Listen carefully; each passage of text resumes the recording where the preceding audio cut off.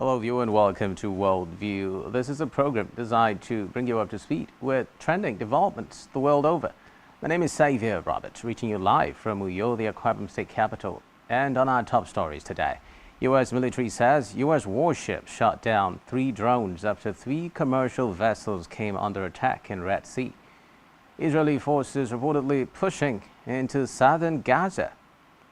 Israeli Prime Minister Benjamin Netanyahu due to face resumption of his long-running trial on numerous corruption charges after pause due to war in Gaza. We'll bring you details of these stories and more in just a moment.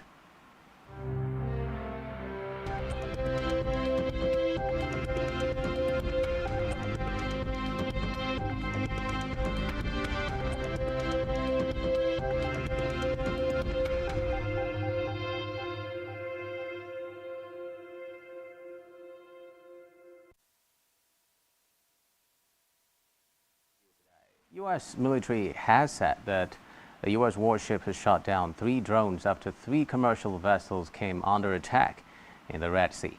It said the USS Kane assisted the ships, which had links to 14 nations including the UK, after they were targeted from areas of Yemen held by Iran-backed Houthi rebels. It added that 2 of the ships were hit by missiles, but there were no casualties. Meanwhile, Israeli forces are reportedly pushing into southern Gaza. Reports say Israeli army effectively confirmed Israel has launched a ground operation to the north of Khan Yunis. Also, verified pictures are shown on social media, which shows an Israeli tank operating near the city. The head of the Israel Defense Forces IDF later told troops that the IDF was also fighting strongly and thoroughly in South Gaza. According to reports, since a week-long ceasefire ended, Israel has resumed a large-scale bombing campaign on Gaza, which residents of Khan Yunis have described as the heaviest wave of attacks so far. Meanwhile, Israel airstrikes have killed 2 Syrian pro-Hezbollah fighters after it hit sites belonging to the Iran-backed group near the Damascus earlier. Head of Syrian Observatory for Human Rights, Rami Rahman, said the strikes near Damascus came less than 24 hours after the end of the Gaza truce between Hezbollah ally Hamas and Israel. Reports say Israel has launched hundreds of airstrikes on its northern neighbor since Syria's civil war began in 2011, primarily targeting Iran-backed forces and Lebanese Hezbollah fighters, as well as Syrian army positions, but it has intensified attacks since its war with Hamas began in October. In the meantime, Israeli Prime Minister Benjamin Netanyahu is due to face the resumption of his long-running trial on numerous corruption charges after a pause due to the war in Gaza. A court in Jerusalem is set to start hearing the case, which is focused on several corruption charges against Netanyahu on Monday, according to reports in the Israeli media. The trial was purged on an emergency order from the country's justice minister following the Hamas's attack on Israel on October 7. Netanyahu has been charged with fraud, bribery, and breach of trust in 3 cases filed in 2019, known as Case 1000, 2000, and 4000. In Case 1000, the Prime Minister, along with his wife Sarah, is accused of receiving gifts including champagne and cigars from prominent Hollywood producer Anand Milton and Australian billionaire businessman James Parker in return for political favors. Bribery charges carry a sentence of up to 10 years in jail or a fine. The fraud and breach of trust carry a prison sentence of up to 3 years. Now, Israel's longest-serving prime minister has denied any wrongdoing. He claims to be the victim of a politically orchestrated witch hunt by rivals and the media to remove him from office. Moving on now, American and Japanese search teams have found 5 bodies in the wreckage of a U.S. military aircraft that crashed near Yakushima Island last week. The aircraft, a CV-22 Osprey hybrid plane, was carrying 8 people when it crashed last week. Only 1 had previously been found. 2 of the 5 bodies found have so far been recovered. The crash prompted Tokyo to ask that the U.S. ground its Osprey planes in the country. At the time of the crash, the Osprey had been on a training flight from a U.S. Marine Corps air base in Yamaguchi Prefecture and was headed towards Kadena Air Base in Okinawa. It requested an emergency landing on Yukushima Island before crashing offshore. Eyewitnesses later reported that the aircraft flipped over and was on fire before crashing. The cause of the incident remains unclear, but in a statement, U.S. Air Force Special Operations Command said that the combined U.S. and Japanese teams working to find the aircraft had a breakthrough when their surface ships and dive teams were able to locate remains along with the main fuselage of the aircraft wreckage. In a separate development, 11 hikers have been found dead near the crater of Indonesia's Mount Merapi volcano after it erupted over the weekend, according to rescuers. Now, 12 others are missing, and the search was suspended after another smaller eruption. There were 75 hikers in the area during the main eruption on Sunday, but most were safely evacuated. Merapi spewed 3 kilometers, that is about 9,800 feet, ash cloud into the air, dimming the sky and blanketing surrounding villages in ash. It is among the most active of Indonesia's 127 volcanoes and is also popular among hikers. Now, some trails reopened only last June due to ash eruptions from January through February. Merapi's deadliest eruption occurred in 1979 when 60 people died. 3 people were rescued near the crater before the search was suspended. They were reportedly weak and had some burns, according to Abdul Malik, head of the Padang Search and Rescue Agency. 49 climbers were said to have been evacuated from the area earlier in the day, many of whom also suffered burns. Authorities did not immediately release the identities of the hikers. In a separate development, at least 13 people have been reportedly killed in a gunfight between 2 unknown armed groups in India's restive Manipur state, according to police official. Their bodies were said with multiple bullet wounds were found today in village in the northeastern state's Tengnopal district, where the official said a massive gunfight was reported. The killings came 7 months after deadly ethnic clashes erupted between members of the majority Meitei group and the minority Kukizo community over sharing government benefits and quotas. The sporadic violence since May 3 in the remote state has killed at least 180 people and displaced tens of thousands others. Now, moving on, the ISIS group has claimed responsibility for the bombing of a Catholic mass service in the southern Philippines that killed at least 4 people and injured dozens more. The explosion on Sunday ripped through a gymnasium at Mindanao State University in Marawi City, where pro-ISIL fighters led a 5-month siege in 2017 that killed more than 1,000 people. Philippine President Ferdinand Marcos Jr. earlier condemned the senseless and most heinous acts perpetrated by foreign terrorists in his words.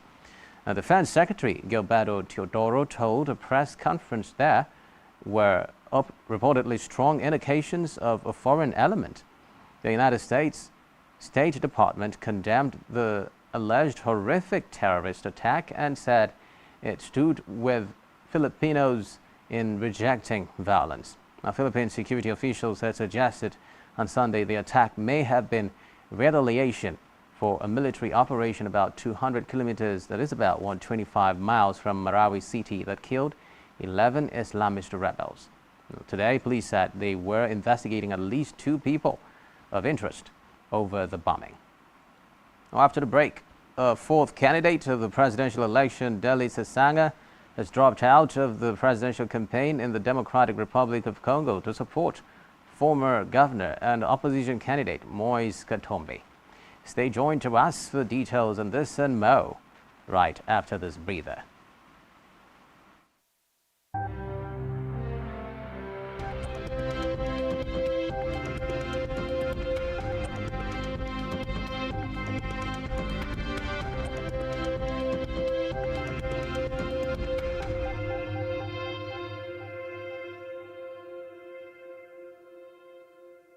One truth not often told is about the transformation that Africa has undergone in recent decades. Africa is shaping its own destiny and should be referred to as the African opportunity. On Spotlight Africa, we paint the African picture the African way, laced with truth, detail, and the color of the African continent. Join Uyai Anyekan every Tuesday and Thursdays at 4:30 p.m. Spotlight Africa, telling the African story.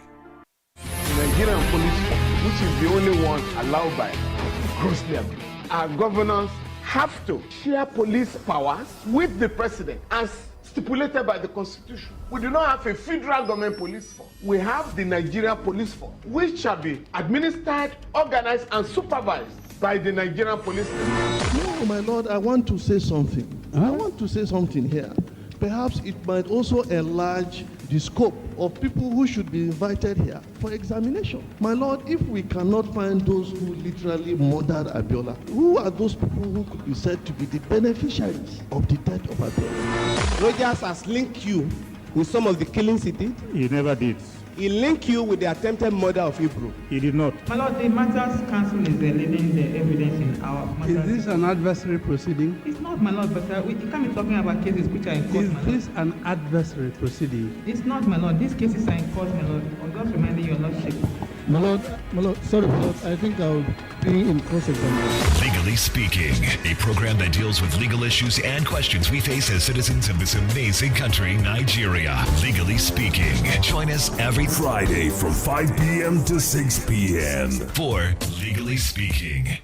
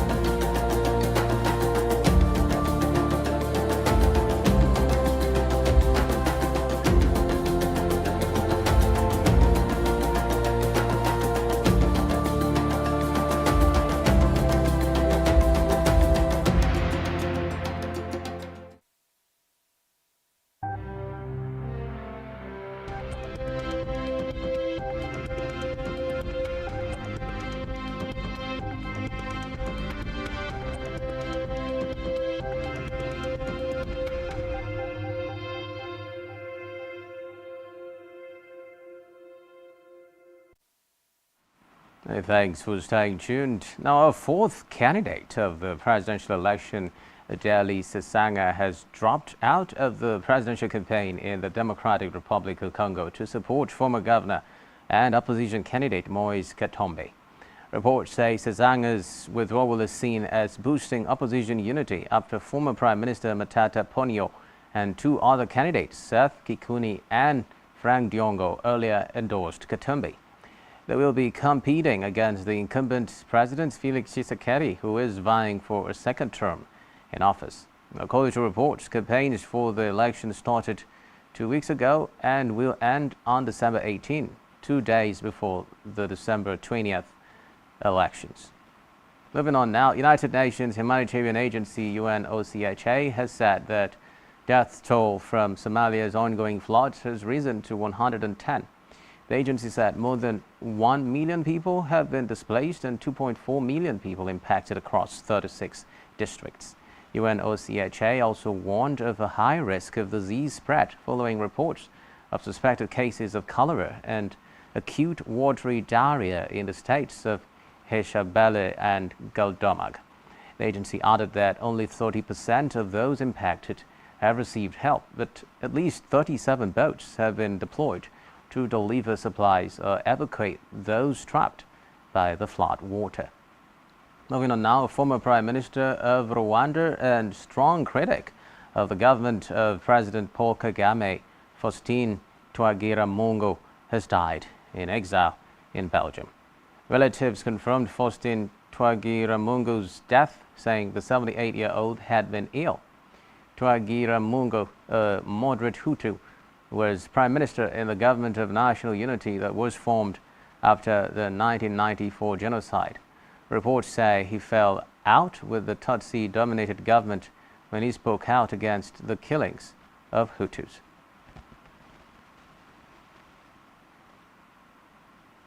Elsewhere, Venezuelans who turned out to vote in a referendum on the status of a disputed oil-rich territory long controlled by Guyana have overwhelmingly backed Venezuela's territorial claim.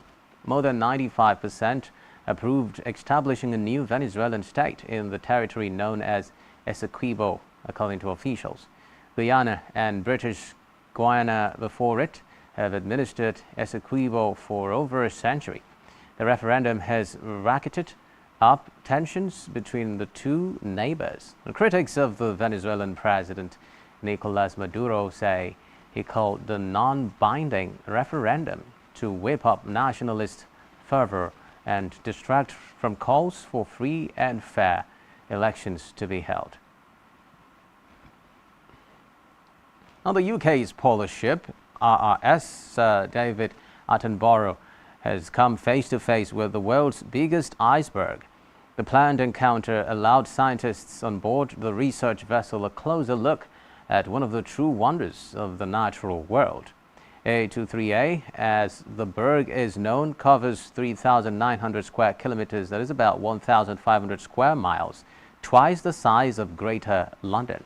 It broke from the Atlantic coast in 1986 and has spent much of the time since stuck fast to the seafloor. But during the past year, currents and winds have driven the frozen block rapidly across the Weddell Sea, and it is now set to spill beyond the White Continent into the Southern Ocean. The Attenborough intercepted A23A on Friday, 1st December, about 90 kilometers northeast of Joinville Island, at the tip of the Atlantic Peninsula. In a separate development now, Swedish music streaming giant Spotify has announced it is cutting 17% of its workforce, about 1,500 jobs, as the company seeks to clamp down on costs.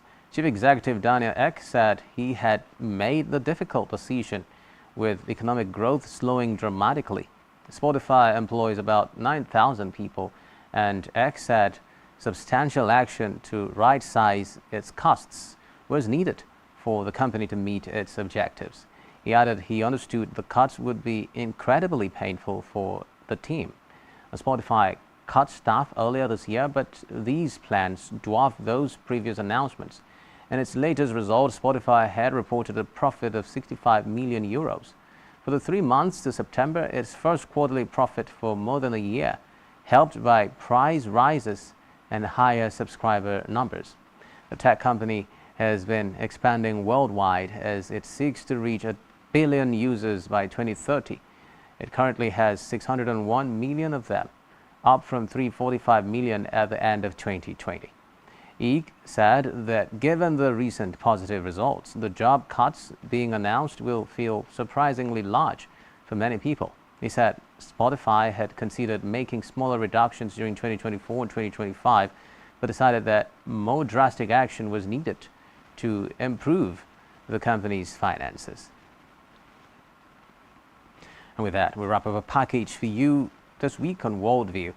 Do ensure to follow us on social media and subscribe to our YouTube channel, all of which you can find on our website, spectrumtv.ng. My name is Xavier Robert, reaching you live from Uyo, the capital city of Akwa Ibom State, and you have been watching Worldview on Spectrum TV. Do enjoy the rest of your day. Bye for now and see you on Wednesday.